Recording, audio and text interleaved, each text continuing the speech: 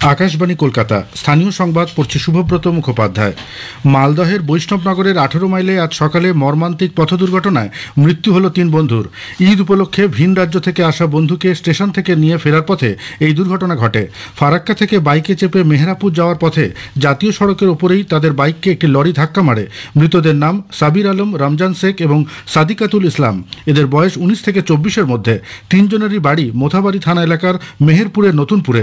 ওই যুবকদের পরিবার সূত্রে খবর, সাবির পরিযায়ী শ্রমিকের কাজ করে। সেই সূত্রেই সে কেরলে কাজে গিয়েছিল। সামনেই ঈদ, তাই গত 3 দিন আগে সে ট্রেনে চেপে বাড়ি ফেরার জন্য আজ সকালে তার 2 বন্ধু একটি বাইক নিয়ে ফারাক্কা স্টেশন থেকে তাকে আনতে যায়। খেলার মাঠে বাজ পড়ে এক ক্রিকেটারের মর্মান্তিক মৃত্যু হল পুরুলিয়ার হুড়া থানার বিশপুরিয়ায়। আজ সকালে স্থানীয় একটি মাঠে কয়েকজন যুবক ক্রিকেট খেলছিলেন। হঠাৎই বাজ পড়ে। খেলার মাঠেই লুটিয়ে পড়ে মিলনপতি নামে 24 বছরের ওই যুবক।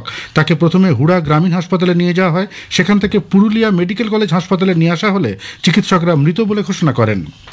রাজ্যের নতুন মৌজাভিত্তিক ভূ মানচিত্র তৈরির অঙ্গ হিসাবে রাজ্য সরকার ড্রোনের মাধ্যমে পুরো এলাকাগুলিতে জরিপের কাজ শুরু করেছে। ইতিমধ্যেই জিআইএস বা ভৌগোলিক তথ্য ব্যবস্থার মাধ্যমে সমস্ত পুরসভায় মাস্টার প্ল্যান তৈরির কাজ শেষ হয়েছে। আলিপুরদুয়ার জেলার ফালাকাটায় ড্রোনের সাহায্যে ইতিমধ্যেই জরিপের কাজ সম্পন্ন।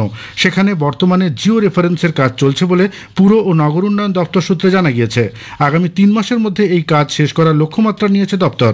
এছাড়া রাজ্যের শহরাঞ্চলে জমা জলের সমস্যা থেকে পাকাপাকি মুক্তি পেতে ভৌগোলিক তথ্য ব্যবস্থার মাধ্যমে একটি সার্বিক নিকাশের মাস্টার প্ল্যান তৈরি করা হয়েছে। ইতিমধ্যেই ব্যারাকপুর মহকুমা এবং বিধাননগর পুর এলাকার আধুনিক নিকাশি প্রকল্পের জন্য 4.5 কোটি টাকা বরাদ্দ করা হয়েছে। বেশ কয়েকটি পুরসভা এলাকায় এই মাস্টার প্ল্যান নির্মাণের বিকল্প প্রকল্প তৈরির কাজ শেষ হয়েছে বলেও জানা গিয়েছে। শহরাঞ্চলের দরিদ্রদের জন্য আগামী 5 বছরে 2 লক্ষের বেশি বাড়ি তৈরির লক্ষ্যমাত্রা ধার্য করেছে রাজ্য সরকার। পুরো এলাকায় বাংলার বাড়ি প্রকল্পের আওতায় মোট 2,10,000 বাড়ি তৈরি করা হবে বলে পুর ও নগর উন্নয়ন দপ্তর সূত্রে জানা গেছে। শহরাঞ্চলে প্রতিটি বাড়ি তৈরির জন্য রাজ্য দেয় 1,93,000 টাকা, কেন্দ্র দেয় 1.5 লক্ষ টাকা। কিন্তু এই খাতেও কেন্দ্রের কাছে প্রায় 1,700 কোটি টাকা বকেয়া রয়েছে বলে রাজ্য সরকার দাবি করেছে।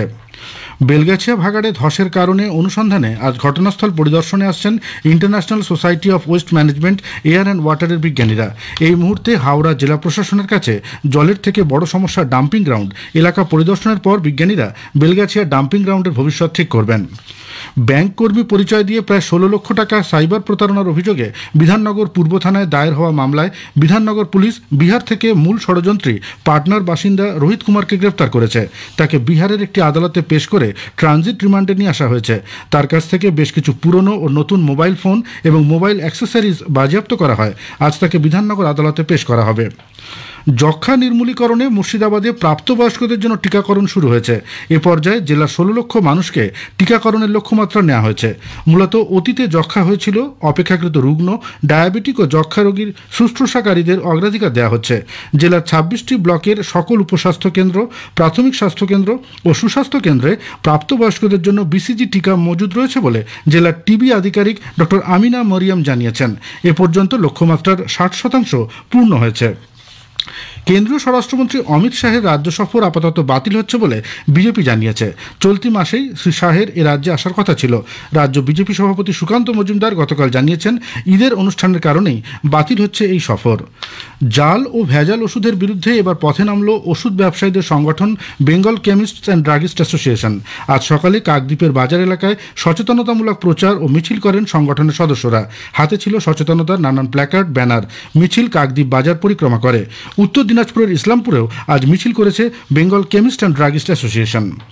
কলকাতা পুরসভার অন্তর্গত শ্রমিকদের 3 মাসের বকেয়া আগামী 3 মাসের মধ্যে মিটিয়ে দেওয়া হবে বলে রাজ্যের পুর ও নগর উন্নয়ন মন্ত্রী তথা কলকাতা পুরসভার মেয়র ফিরহাদ হাকিম জানিয়েছেন। গতকাল পুরো অধিবেশনে বিরোধী দলগুলি এই প্রসঙ্গ উত্থাপন করলে মেয়র বলেন, কেন্দ্রীয় সরকারের কাছে 100 দিনের কাজে রাজ্যের বকেয়া 1,70,000 কোটি টাকা। এর ফলে রাজ্যের বিভিন্ন প্রকল্পের কাজে সমস্যা তৈরি হচ্ছে। তবে নগর উন্নয়ন দপ্তরের তরফ থেকে রাজ্যের অর্থ দপ্তরের কাছে এ বাবদ টাকার জন্য প্রস্তাব পাঠানোর পর অর্থের সেই সমস্যা মিটেছে বলে তিনি জানান। ঘূর্ণাবর্তের প্রভাবে রাজ্যের বেশ কয়েকটি জেলায় আজও বৃষ্টির পূর্বাভাস দিয়েছে আবহাওয়া দপ্তর।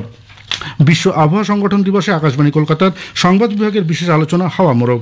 আলিপুর আবহাওয়া দপ্তরের প্রধান ডক্টর সোমনাথ দত্তের সঙ্গে কথা বলেছেন সুস্মিতা মণ্ডল। অনুষ্ঠানের প্রথম পর্ব শোনা যাবে আজ গীতাঞ্জলি ও সঞ্চয়িতায় রাত 8:30টায়। স্থানীয় সংবাদ শেষ হলো। এর পরের খবর বিকেল 5টা বেজে 10 মিনিটে।